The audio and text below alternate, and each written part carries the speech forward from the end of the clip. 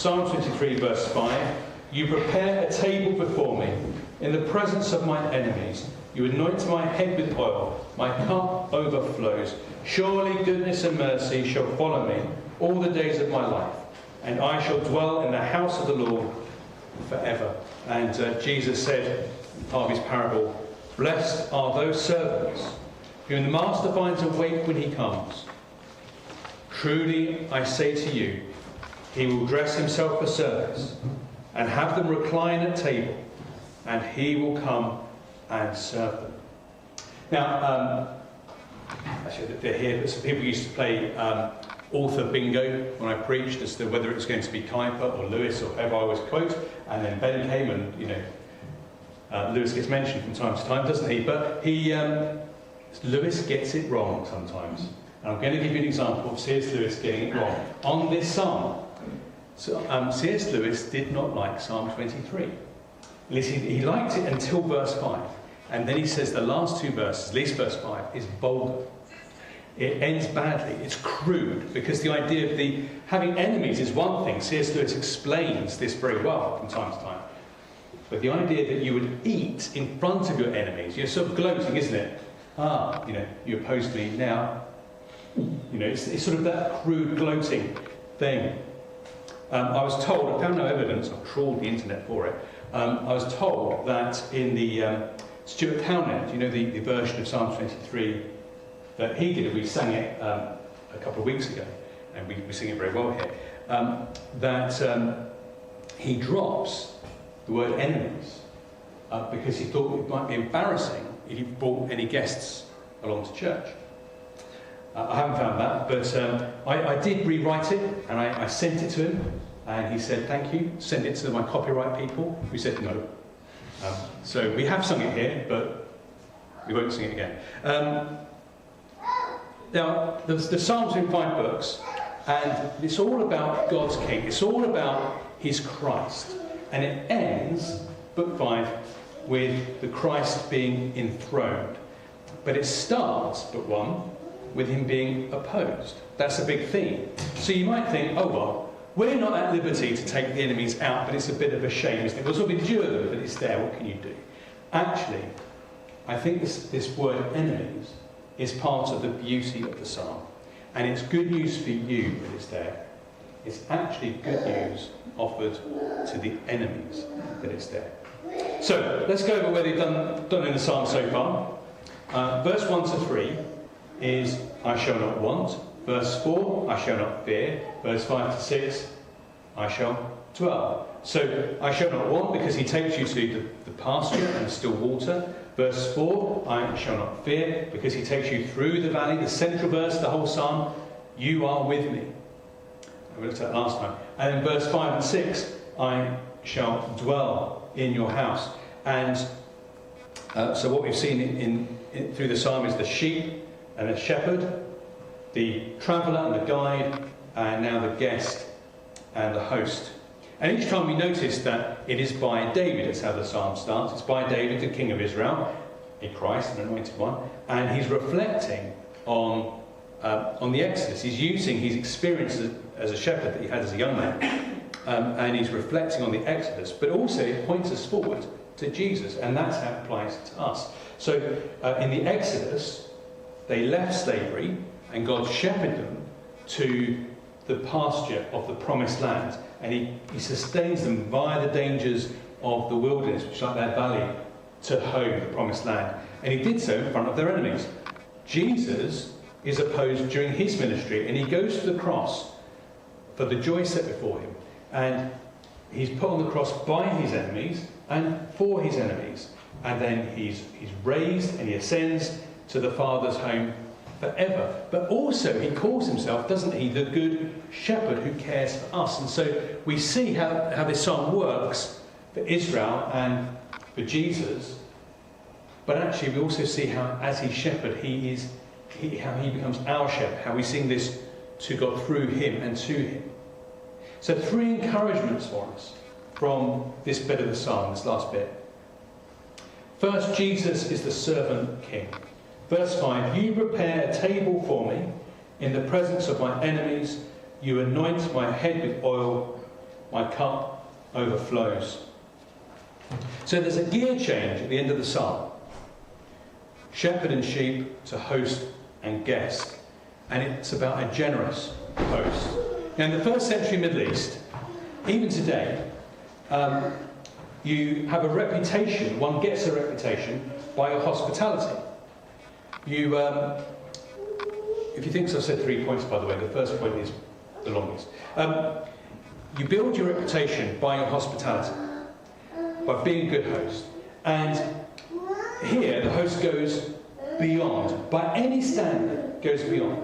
So 3 verbs there: prepare, anoint, overflow. Prepare a table, anoint my head, overflow my cup. So to prepare, the host actually, it's interesting, just noticing that word prepare. The host's job is to provide, not prepare. The host provides someone to prepare. The host doesn't prepare. But here the host prepares. He prepares the table. Now consider that for a moment. Who is the shepherd? The start and the end of the psalm says it is the Lord, in capitals, Yahweh, the covenant God, the I am, the one whose all existence is from him, the one who we worship. He does the job of the servant. And that's why I had the reading from Luke 12. It's striking, isn't it? That's the twist in that little parable, is those who are faithful, the master, it's not, I mean, it'd be wonderful, isn't it? If you're a faithful servant, you get to serve the master in eternity. No. The master sits you down at a table that he has set and serves you. John 13, what does Jesus do? He has them all sat down, and Jesus dresses as a servant and washes their feet. And we get Peter going, no, I'm meant to do that. I did this. No. Jesus says, you have to accept my service. That's what will happen in eternity. The master serves you. He is the servant king. And we sing various hymns about that, and that's wonderful. That's why we do that. But consider it. This is the magnitude of it. Yes, because it can wash over us, so we can go, oh, he's the servant king. That's encouraging. That's nice. But the highest, beyond our comprehensions, the existent one, does the lowest. Now, who else would do that? He anoints. The word here is not the usual word we used to in church for anointing. It's not the word for what happens to kings and priests and prophets. Rather, the word literally means to make fat, which makes no sense, does it? The literal reading is, he makes my head fat with oil. So let's stick with anoint. But you get the idea that it's about generosity, about the whole experience that the shepherd brings is of generosity. The servant might wash feet, pour oil on your head and your beard, if you have one. Nothing is spared. He goes out of his way. Nothing is below him. And the cup overflows. Obvious vision here, isn't it? You know, when you pour something and say when, and you go, yeah, and then it all goes everywhere. When I was at school, I did one of these French exchange trips, and I remember the family I stayed with had other family round. And I learned a bit about French hospitality. And David Thomas can tell you a lot more about this. And I remember them going, encore de vin, and the wine comes over, and the relation put his hand over the glass to stop more wine being poured. That did not stop my host. And he carried on pouring the wine until the hand was removed. Apparently it's even more accentuated if you go to Paris. And it is rude to, in England we often say, put a bottle of wine down and say, help yourself. If I forget, help yourself. In France it is rude to grab the bottle of wine. Only the host grabs the bottle of wine. I was also warned, if ever you go to someone's house in Paris, often we bring a bottle of wine round. Apparently don't. Unless it's going to be very, very expensive. And if you're on a low income, it doesn't matter. That's what he's talking about here. My cup overflows. So there's no chance of thirst here, is it? There's always enough. There is satisfaction, then a bit more. Think of Mark's Gospel we looked at, where there's all these echoes of Psalm 23. How many basketfuls were left over?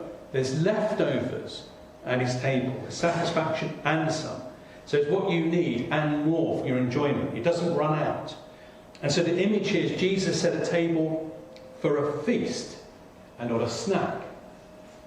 So the rod and the staff we looked at a couple of weeks ago, they were there for protection in the valley, or guidance and protection. So the rod and the staff are now replaced with a jug of oil and a bottle of wine. And the table is set. And he provides abundantly, and he asks, more wine? Now we focused on the host. Let's look at the guest. Well, there isn't much to say. The guest is totally passive in this. The host does everything. And notice where it happens. In the presence of my enemies. Now who are they? Well, David is vague. And his experience as a shepherd, there were various wild animals. When he was king of the people, there were various enemies he had. Obviously in Exodus, there's the Egypt scenario of Egypt being an enemy and other nations as they go to the land.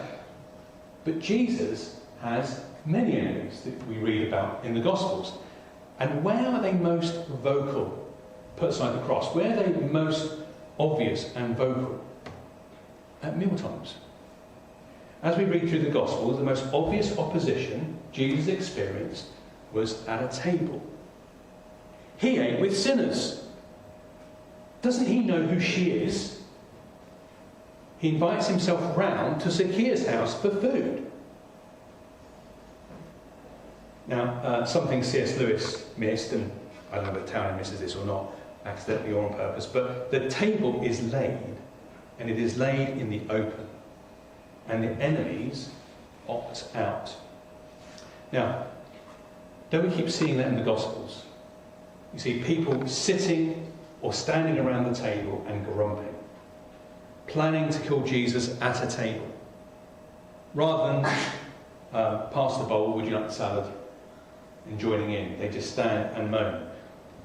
Jesus takes on his enemies by inviting them to the table.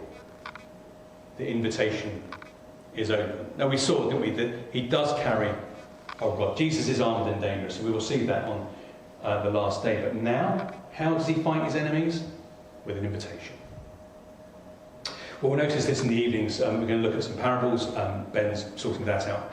But many are about a feast. Many are invited. Heaven is pictured as a feast, as a wedding banquet between a husband, Christ, and his wife, the church.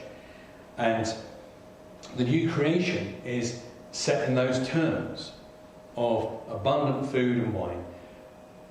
But eventually the door closes and you can't come in. And even now we eat in the presence of Christ's enemies. That's not spiteful and vindictive. It's saying the images of being calm and safe and peace even in the face of the enemies. David does this in Psalm 3. The context there is being attacked, and yet Psalm 3 he can go and have a nap in safety. These enemies, they are welcome, but they've missed out. And that's ironic, isn't it, in our day and age, because people object to the idea that Jesus is exclusive, that he is the only way to heaven, he's the only way to this banquet. But think of what happens. People have a lifetime of, come, eat, it's free, and then go, no! And then go, that's not fair that I can't come in. Could you imagine that? When Rowan had a birthday party, imagine saying, would you like to come to Rowan's birthday party? No! And then how unfair that I don't get to go. That's what it is. That's what these rejections are. How is it not fair that I don't get to go what I turn down to? So come. It is free. It tastes good. It will get better. Now, meals are a big feature in the Bible. I know a couple of people have done a sermon series on meals in the Bible. But it's interesting as well, we just get two rituals, or whatever you want to call them, sacraments in the New Testament. And one of those is a meal. It is about the cross, fundamentally, but Jesus and Paul say it points to the future. And we keep doing it in the presence of Christ's enemies, in the presence of a hostile world. Which is why at the meal, the Lord's Supper is only for those who are walking with the shepherd, who recognise who the shepherd is, that they see Jesus as the Lord God, their shepherd. And he feeds us by faith on Christ. And one day we'll feast with him in eternity. So the invitation there is, well, be ready to join in, be there. And for the Christian, the invitation still holds out. You're at the table, but are you at the table? You know, anyone who has young kids or had them, you put them on the table. That is a temporary position, isn't it? You have to pin them in almost. Now Christians are like that. They're at the table, but are they at the table? Jesus in Revelation 3:20 says this: "Behold, I stand at the door and knock. If anyone hears my voice and opens the door, I will come into him and eat with him, and he with me." So it's saying, this is addressed to Christians. Often it's used evangelistically, but it's addressed to Christians. He's saying, receive from me. Let me in. Let me in more. If you have, he's saying it's a call to deeper fellowship with him. And if you have done that, reflect then on his generosity and your own generosity. Last week we had an appeal to extravagant love. And more of that next week. But it's a very powerful weapon to defeat the enemies of Christ, is your own generosity. Invite them around. Now, every church I've had anything to do with ever, anywhere, the thing that comes up at some point is about inviting people to church. I'd like to invite people to church. And failing that, are there things that are a bit easier to invite people to? But yeah, it's still hard, isn't it? How about invite them round for some fish and chips and a beer? And just talk about stuff, just whatever stuff comes up, and maybe spiritual things will come up as well. The Gospels is full of this. There's a table, and there's some Jesus fans and some Jesus foes. They're eating and talking. And this is not a unique idea. Well, apart from it's in the Gospels, isn't it? I did a podcast during lockdown with Glenn Scrivener and Dan Strange and Jeremy Marshall. Now, Jeremy Marshall's example for everything was always just go in hard. So his solution is, don't invite people to church, invite them out for coffee and read a gospel with them. And then he adds, it's easy for me, I'm dying. He's with the Lord. Now, Glenn and Dan were saying, look at what Jesus does. We're all got different strengths, just invite people round. Someone's got a house, someone's good at cooking, someone's good at chatting, someone's good at something else. Flower arranging, you put in the middle of the table, whatever it is, just invite people round, a mixture of people. One reason it's hard to invite people to things is, and something I've noticed in myself and other people, is that I am more nervous and negative and apologetic than whoever I'm asking. I've never asked someone to a carol service and they've gone, how dare you invite me to a carol service? Never happened to me. Some strange things have, but not that. The reason why it's hard to invite people to things is because we never invite people to things. Become an inviter. Just invite people to stuff all the time. And then they'll say no some of the time, and they'll say yes some of the time. And it's not weird at the other times. You know the bracelets, what would Jesus do? What would Jesus do? He'd throw a supper party, or a barbecue, or go down the pub. Spiritual warfare. Some churches like to talk about spiritual warfare. I think a fundamental part of the arsenal in spiritual warfare, get out nice plates. It has huge power. Hospitality is such a big chunk of the Bible, and maybe a small part. But actually, I mean, CPC is very good at doing hospitality when people's between services and so on. It changes as well, doesn't it? What we invite people to, rather than come along to our church on Sunday for an information dump, it's come to a family gathering when we feed on Jesus together. Experience the Good Shepherd as a host. Come to him and invite people to him. Second thing, we get quick in it, you'll be pleased to know. Jesus is the chasing host. So, beginning of verse 6, surely goodness and mercy shall follow me all the days of my life. Now, we've set the scene in verse 5. So, you know when you've been round to dinner at someone who's a good host, and they pour wine in your hand and so on. And you know what that is like. And it's not here that he just provides, he prepares in this unusual generosity we've seen. But it's much more unusual than that. He then chases you. Now imagine you've gone, someone at church invites you around for dinner on Friday or Saturday evening, and you have a very nice evening, and you've had your fill of food, and they've been a great host, and you recognise that. And you're walking back home or back to your car, and you look over your shoulder, and your host is chasing you to the car. Probably you pick up the pace a little bit as they pick up the pace towards you. And they're shouting at you as they're chasing you to the car. And they said, we've got 2 puddings. You've just had the cheesecake. You haven't had the... Can't believe any puddings for something like me. You haven't had the brownies. What's wrong with you? I've got coffee and pork. Come back. Now imagine that. I've got to get up in the morning. I can't eat any more. I can't take more hospitality. I've got so much more to give you. Well, maybe you do know hosts like that. The word detained often is negative. God detains us. It's a positive thing. And now that we notice this in you get footnotes in English versions of the Bible, and Psalm 23 has more than most. There's one that they don't put in is the word follow is used quite a lot in the Old Testament, but it's usually translated pursue or chase, depending on your version. So it's you pursue your enemy or pursue your prey. And in the Psalms, once it's pursue righteousness. So these things pursue you. They chase you down. So goodness and mercy chase you down. And then there's the word surely, so it shows certainty, but a better translation might be only.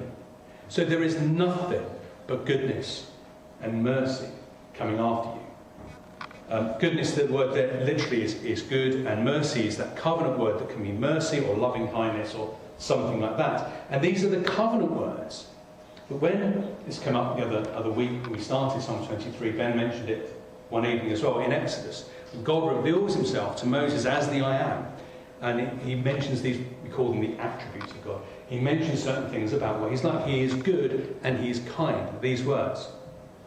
Now, someone said that this psalm about the shepherd, that the goodness and mercy are like sheepdogs up the rear that pull the sheep in. Well, that's nice. But it is more than that, because these words are personified. And these attributes, these things that God says, I am good, you can't detach them from God. God can't go, clunk, I'm just saying it good. He is good. So God in his goodness brings good. God in his loving kindness brings love and mercy. I've not seen the film. I guess someone here has. Is the Liam Neeson film Taken? And I've only heard the impressions, which I won't do. But there's a phrase where he says in it, I will look for you. I will find you. And I will, or Psalm 23, bless you. Do some good to you. I'm going to track you down and be good to you and merciful. Said Liam Neeson in no film he's ever in. So look over Psalm 23. What do we find? Notice verse 1 to 3, the shepherd is ahead of you. Verse 4, he is with you. Verse 6, he is behind you. The Lord closes around us. And for how long? All the days of my life. Not selected highlights. All the days of my life. In which case, unless you've escaped reality, you must be thinking he's going to have to say something here with a caveat. And it is. Well, it's not a caveat, actually. But we need a reality check, don't we? Because this either has happened to you or is happening or will happen. Things like you've lost your job. There's a relationship breakdown. There's a diagnosis of something horrible. You're in grief or depression or facing infertility. There are thousands of ways which we experience death in the valley. We thought about the other week. It's not just death. Death carries this long shadow of those experiences through the valley. And David says, only good. Former church I was at, when I was a student and one afterwards, there was a missionary couple, a retired missionary couple. They'd been in Africa and they were robbed. The man was robbed and crippled, and his wife raped. And yet they could say, with David, beginning of verse 6, only goodness and mercy shall follow me all my days. And we need to know that. We need to know about the sovereignty of God. Now, sometimes we think there's certain things that theologians get excited about, like the sovereignty of God. It's not an obscure doctrine. You need to know it. It's very practical. Because the problem is we want to defend God. I mean, when I was at theological college, one of the students died, and quite unexpectedly, and he was 28, and a couple of people said, God did not mean that to happen. And I've heard that said in church, that was not God's plan. They want to defend God because if God allows bad things or is sovereign behind them, he must be some sort of monster. No. This is the Old Testament equivalent of Romans 8. All things are for the good. And we saw in Romans 8, that is, the good is making you more like Jesus Christ. So God's sovereignty is good news, and it's practical, because it means that there's never anything other than good and love. There's not a day when God sent the wrong thing to you. Oh, I sent bad, I meant to send good. Silly me. Something like that. Yeah? When it's hard, when there's a disaster, God has not dropped the ball. God has not stopped loving you. He's not stopped being kind. But somehow it is for your good. Now, sometimes we look back and we see why. But often we don't this side of heaven. But you know it's true. And you need to know that, especially when it is hard. Actually, we talked about this in the men's breakfast yesterday, that how these things draw us close. We don't understand them, but how they draw us close to the shepherd. So you need to know that, especially when it's hard. Better to know it before something like that happens. Only good all your days. And finally, he's the eternal host. End of verse 6. And I shall dwell in the house of the Lord forever. So, Exodus, David's reflecting on, they go end in the land and build a house for the Lord. Jesus rose and ascended to the Father's side where he dwells in eternity. And that's our hope, isn't it? That we are in him, we're in Jesus, we're where Jesus is now. And Jesus says he goes to the cross to prepare that place for you. And that is our Exodus, that is our promised land we're going to through the valley. In Ephesians, we're told we're in Christ, we're in the heavenlies. So he is with us by the Spirit, but actually we're with him, wherever he is. We're there, our seat's reserved. And the footnote actually says the dwelling, word we have dwelling, could mean return to dwell. So at the start of the Bible, humanity is exiled from Eden. And much of the Old Testament is about exile, about being away from home and coming back. So we weren't there, we may not remember it, but that's where, as a species, we're from. But that's our home, that's where you belong. So having not C.S. Lewis, here's a good C.S. Lewis quote, he said that if nothing on earth totally satisfies, that means we're from somewhere else. Actually got that a bit wrong, because we do belong here, but we belong to the recreated here. There will be a place and a time where we will be satisfied. And notice how the psalm ends in a different place to where it starts. So you expect, Dad's granddad used to have his own sheep, look after them, friend Josiah does that, and what you expect is they take them out in the morning, get pasture, and they come back. That's what shepherds do. That's not what happens here. They end in a different place. It's a journey, isn't it? So they go from the pen into the green pastures and the still waters with him ahead of them. They go through the valley of death with him with them. And they come to a table in a house with him behind them. And notice the third from last word, and actually the third from the beginning word, in Hebrew at least, is Lord in capitals. We thought about that.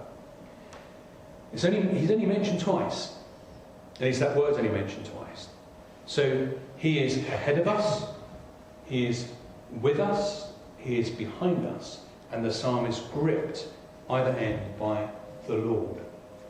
And we live with him for eternity, and that eternity starts now. So we die the many deaths in the valley, and they cast their long shadow along, and finally we will experience death, but we don't fear. And I was interviewing, so one of the things I do for presbytery is I interview potential ministers. I was interviewing one, so you can tell as you're getting old and policemen get young, and it says policemen and ministers for me get young, and I sort of think you should still be in Sunday school, we do being a minister. And so some of us commented on how young he was, and we wish we could sort of still jump and run like at that age.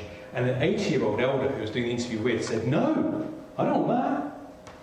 And he always calls me young man and lad, so you can always tell when someone's more senior. He said, "I don't want that, I'm at the border."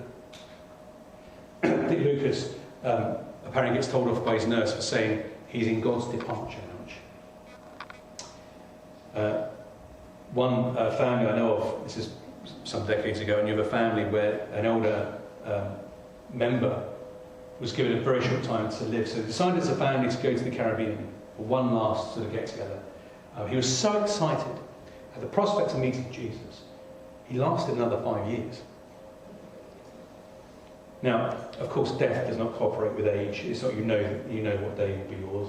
We never know that. Sometimes people go far too young. But as we face not just the deathly experience, but death, our own or a Christian loved one, we have confidence, even joy, the thought of home. The table is ready. The drink is poured. The oil is making your head fat. That's true in those weeks when we have the Lord's Supper together at his table. That's true in his daily care, even in the face of danger. It's true when you're in his house for eternity. It is free and it's ready. So, Christian, Jesus stands at the door and knocks. He wants deeper friendship with you.